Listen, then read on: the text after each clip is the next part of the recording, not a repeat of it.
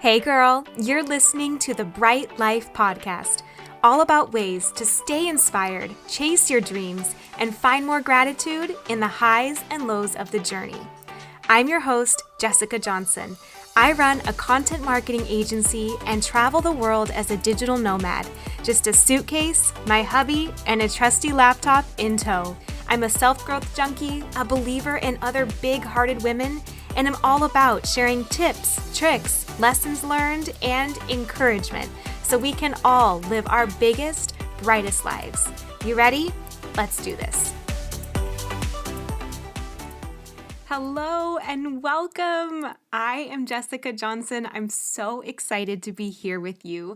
I have had this podcast on my heart for probably years now, so much so that it's become kind of a running joke between me and my husband because we travel pretty much full time. We both run online businesses. And so for the past several years, we've lived out of Airbnbs with a carry-on suitcase to our name. And there's decisions that have to be made about what you can pack and what you can leave. And I've had this podcast microphone with me, and it's been months of carrying this thing around and having to make those calls of do I bring this sweater or do I bring the microphone? Do I really need these shoes? Because I really want to bring this podcast microphone. So he'll be so excited. This is out in the world. I no longer have to use his luggage and suitcase room. I can now share this podcast, and it's all been worth it bringing the microphone everywhere. So, welcome. I'm so excited to be here with you.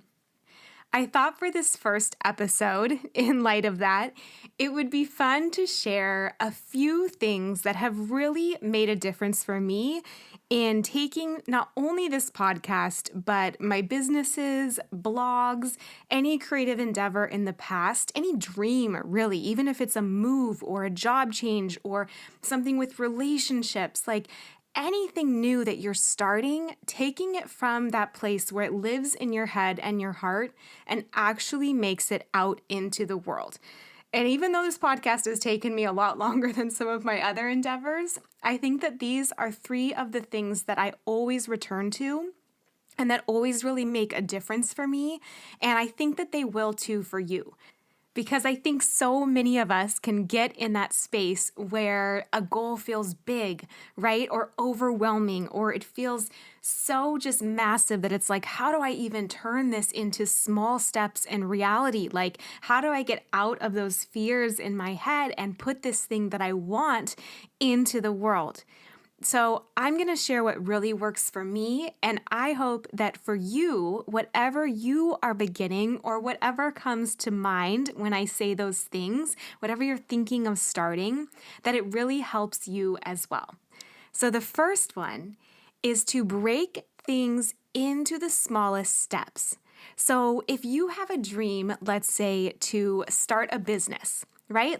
I've been there. I know at the outset, it feels so overwhelming. There's so much to do. You have to choose a name. You have to get a domain. What about a business license? Then your social media handles. Then you have to decide what kind of clients you want and go out and find them. That starts to just feel and sound so overwhelming, even thinking back to those beginning stages, doesn't it? So what I really recommend and what always helps me get out of that beginner's block is writing down the smallest steps for things. So, for example, you don't even maybe start as an action item of choosing a business name. Maybe your first step there is you break it into the steps of brainstorming names and then researching if they've already been chosen, seeing what's available, then deciding on one, then getting the domain.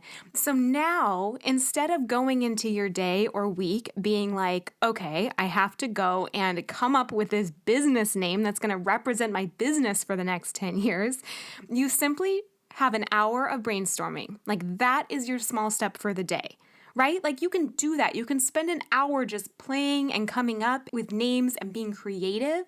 So that all of a sudden feels so much more doable. And then the next day, your step is simply to research what's available or what's not. So maybe out of your list, you come up with some that you really like, but you want to make sure that another business doesn't already have that name, that it's not, already taken as a URL. So you spend an hour as your next step going through and seeing what's still available. Then, once you have that much smaller, much more manageable list, maybe then you go in and you choose your favorites. That's when you decide on your name. You see what's available as a domain, as an LLC, and so you just pick your favorite one. That's all you have to do. You don't have to go get the social media. You don't have to go register your business license. You just pick one name out of the 5 or 10 that are your favorites. So in that manner, you really start to take a task list that sounds and feels very overwhelming, and you make it feel so much more doable for you. And you can do this for no matter what you're starting. So whether you want to start a book, whether you want to start a health regimen, whatever it is, instead of feeling like you have to go from here to 20 pounds different, you just show up at the gym. Maybe that is your only step that day, and you can get back in the car and simply turn around the next day, and the next day you add on that step of 5 minutes. Whatever it may be for you, start to think in terms of how can I break this down into the smallest steps, because that's what's going to get you out of that block that you feel where it feels so scary because it's this beast of a task, when really every goal and every dream is built from one right step in front of another and one small task after the other. All right, so step number 1 is to break things into the smallest steps and take that first one. That will build your momentum, that will give you the confidence to keep going. And even if you the whole way are thinking, oh my gosh, I can't do this, I don't know about this, one small step after the other is really, truly going to get you there. All right? The second step that's really helped me for beginning anything big and scary in my life is to embrace that there will be a gap. And what I mean by that is there's a video that I love by Ira Glass on beginning. You can look it up on YouTube. It's like 2 minutes. And it's so poignant. He basically says that whenever you're beginning something creative, there is this gap for a period of time between where you want to be and what you want to create and what you're producing. You can tell that it's not quite what you want it to be, like what you're putting out there. You're almost dissatisfied with it or frustrated by it because you know what you want to create, but you just have a really hard time doing it at first. And what he reminds us of is it's not a sign that you can't do this. It's something actually that all creative people go through. And the only way to get out of it is by doing a massive amount of work. So you really just have to start and then keep showing up. And eventually that gap will decrease between your vision, what you want to be putting out in the world, and what you're actually putting out there. All right. And I just think that's so helpful because I remember times in my life where I'd look at a website I built or a blog and I knew what I wanted. I could feel it. I could picture it. But what I was putting out there just wasn't quite there. Or when you start a business and you expect it to be a certain way or to have everything figured out and it really takes a lot more massaging on the journey, that's okay. So just letting yourself not be wrong for that, almost normalizing that as part of the process. And I'm even doing that with this podcast. Like what I'm putting out there, I know today I will look back on and I will be like, man, that was not what I even wanted or thought I was trying to put out there.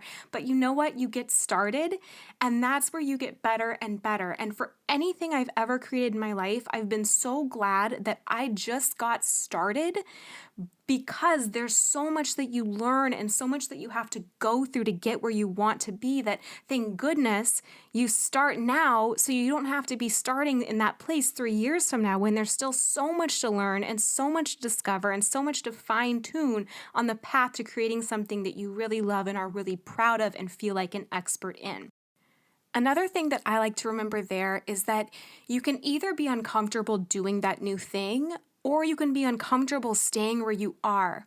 There's this beautiful quote that says, "The time came when the risk to remain tight in a bud was more painful than the risk it took to blossom." And I love that because that has been so true for so much of my life, where you may want to put something out there and be terrified, but at the same time, it starts to feel more uncomfortable and more terrifying to stay where you are than to not let your dream start to be realized and to not let it start to bloom and blossom and come out of you and unfold the way things only can once you let that process of beginning take root.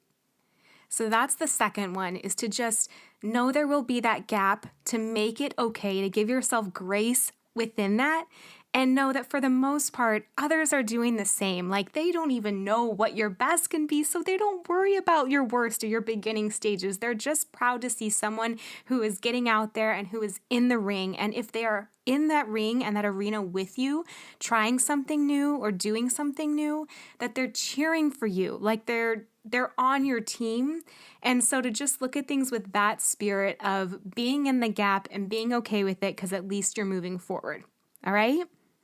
The third step and the final one that I would say is to feel the fear and to do it anyway, to really start before you are ready. It isn't something that just goes away and then you begin. There's so many things in my life that I began and I did not feel ready for them.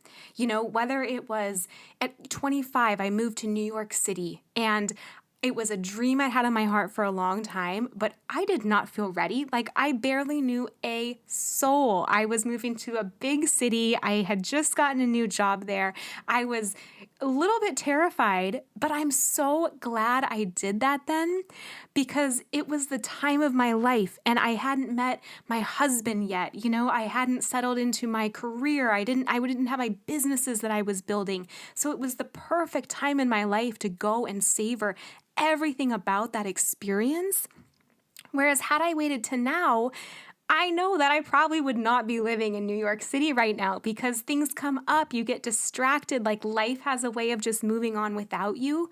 So it's so critical to just say yes before you're ready and to feel that fear and lean into it. And if anything, to know that that fear is maybe a sign that you're heading in the right direction. So I don't mean a really toxic, negative fear that feels really contracting, but if you feel excited, if you feel expansive thinking about that dream on your heart, to know that that fear is a good sign. Like, fear is really just the other side of excitement. And so almost just embracing that and thinking to yourself, like, I'm so proud of myself for doing something that is freaking terrifying to me because it's a sign that I'm living a bigger life and I'm moving the direction that I really want to.